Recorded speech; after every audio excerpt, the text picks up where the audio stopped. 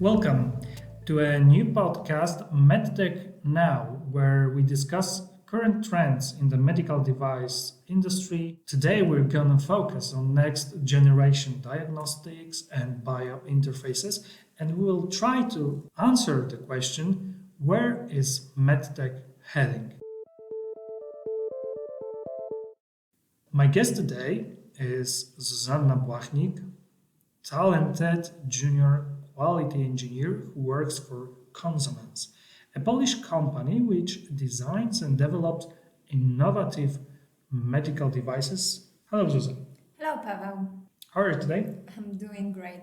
I have to admit, I look forward to our discussion on next generation diagnostics and biointerfaces. I know that you have just finished article about smart, efficient, or some not yet clinically proven medical devices which can shape up the future of medtech. I'm sure it was fun to write, and also a great task was to search, I guess. Devices I found about were mainly small devices. For example, Biostamp sensors. Those are tattoo-like devices designed for collecting physiological data like heart rate, blood pressure, hydration levels, and activity levels, so they could be used by physicians for checkups and diagnosing. Diet planning or creating individual training schedules is possible based on those information. Biostamp is made of gold electrodes and wires of a few hundred nanometers thick, deposed onto silicon slices. Those slices are then placed on the skin. They can bend and stretch. Sensors are soft and flexible. So it's just another layer of our skin, right? Exactly. Well, that's seriously impressive. I mean, the a device looks like a tattoo and is sending data. User is using also dedicated application. So both sensors or applications are connecting all the time. Yeah, so even though it looks like a tattoo, it's still a wearable. And let's stick to wearables for a moment, because, for instance, smart bands are with us for a while, and I know that it's not the last hurrah in this topic. What else do you see and we can expect soon on the market? We can expect more smarter and smaller devices. MC10 company is responsible not only for Biostamp production but also for launching Biostamp Endpoint to the market. Biostamp Endpoint is another sensor resembling more a sticker.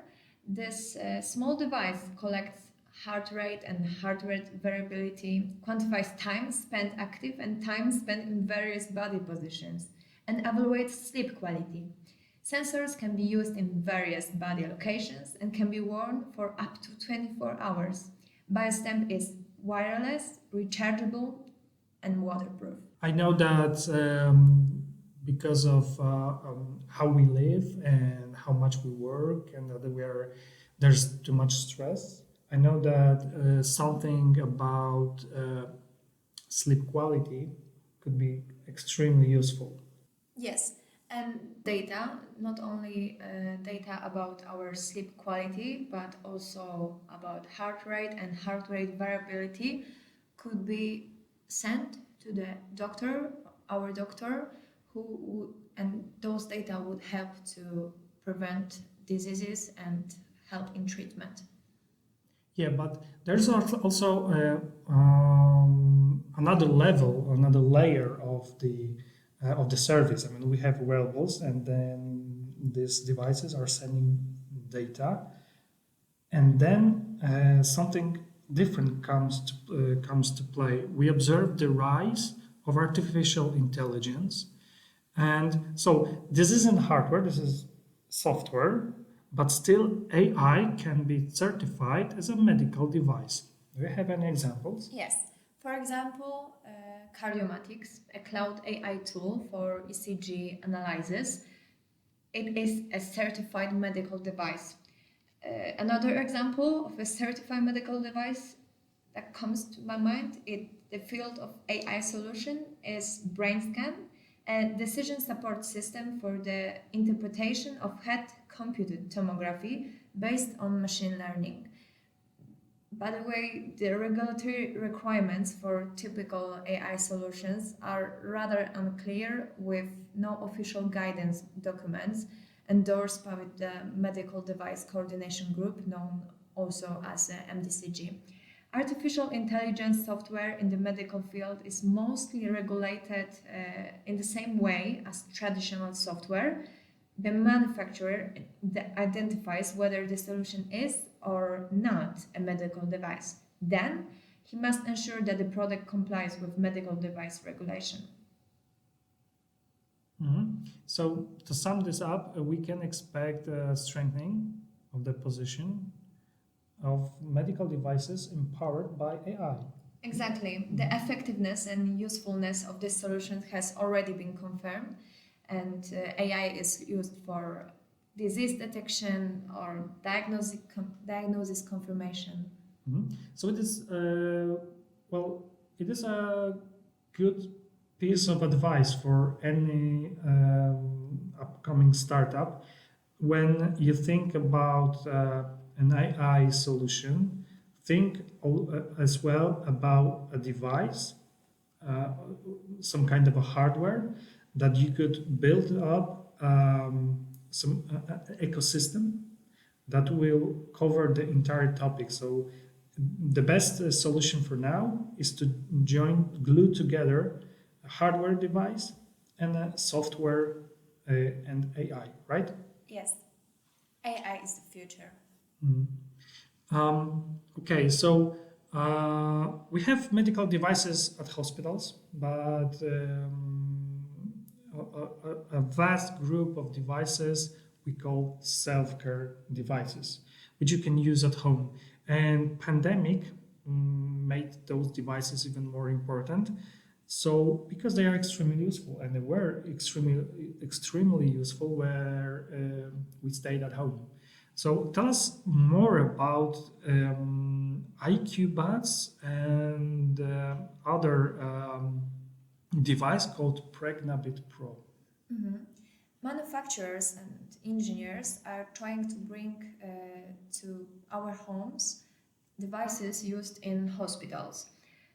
For example, Pregnabit Pro, a telemedical CTG device for both hospital and home use. The device allows patients to be monitored between their visits to a medical facility, thereby increasing future mothers' safety. Another example of self-care solutions you mentioned was IQ Buds.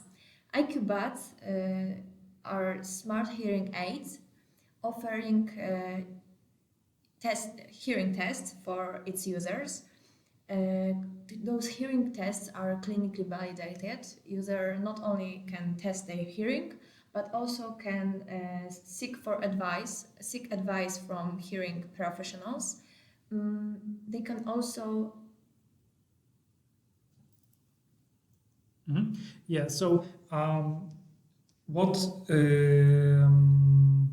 I can see now is that Pregnabit Pro and IQ Buds they're small. I mean, for instance, the Pregnabit Pro is not it's the size of a smartphone, maybe a bit bigger than the smartphone, but it's quite handy. And buds, they're pretty small and extremely handy for anyone. So this is the trend. I mean, getting things smarter and smaller, right? at the same time. Exactly. At the same time, yeah. So each of those devices are sending data, yeah. And we know that, and we are keep saying that data is a new oil. So how is MedTech dealing with data collection? Do we take enough credits from data?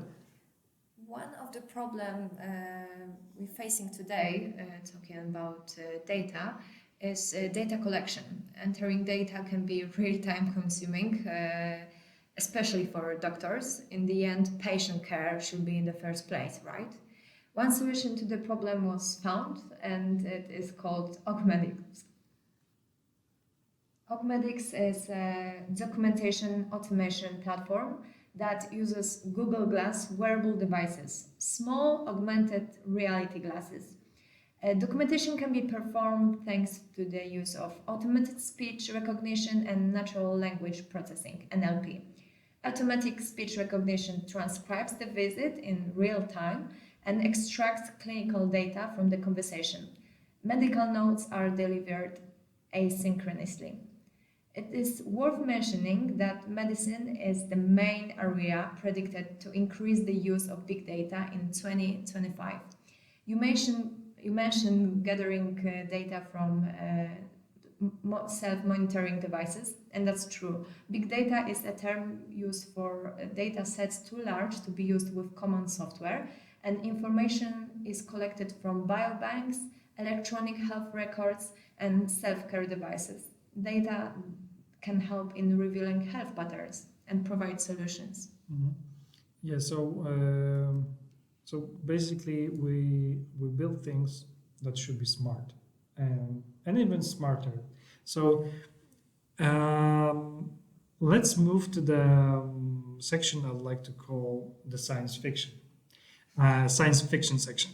So the other trend you wrote about is brain-computer interfaces, and what is visible is that not all experiments went well, and that shows how dealing with our brains can be dangerous. So, do you think a medical device inside our head isn't too much? I wouldn't say it is too much. Keep in mind that solution is bringing hope to paralyzed people. For example, Neuralink. This company is working on designing neural implants, and currently, company is focused on bringing brain-machine interfaces into the medical device market. The original purpose is to help people with severe paralysis to regain the ability to communicate. In the future, Neuralink does not rule out the possibility of offering its products to a wider group of clients in the future, but it is a long-term plan. Clinical trials have not begun yet. In addition, at the beginning of this year, the news spread that monkeys used in testing have died. The company founder himself confirmed the death of the animals used for research. But American regulations state that all medical devices and treatments must be tested in animals before human trials. Neuralink is not unique in this regard. However, monkeys have been used in testing so far. Given the above, I guess that's why studies arouse much interest and controversy. Mm. Um, the other science maybe is not a science fiction, but somehow it could be. I mean, virtual reality, augmented reality, and mixed reality. Several years ago, after visiting a VR gaming group, I was wow. 2 weeks ago, I was visiting the Cosmos Discovery exhibition in Warsaw. I left the VR section with another wow. And today, we observe medical education transformation with mixed realities. Well, does it work with the wow mode in MedTech? Oh, yes, absolutely, yes. Both AR, augmented reality, and VR are used to train medical students and surgeons or even to educate patients. Virtual reality can be used in place of cadavers.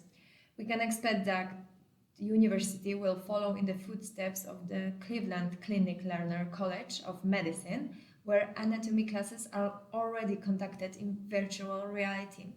It is worth mentioning that virtual reality, mixed reality, and augmented reality are already used for treating diseases and reducing disabilities.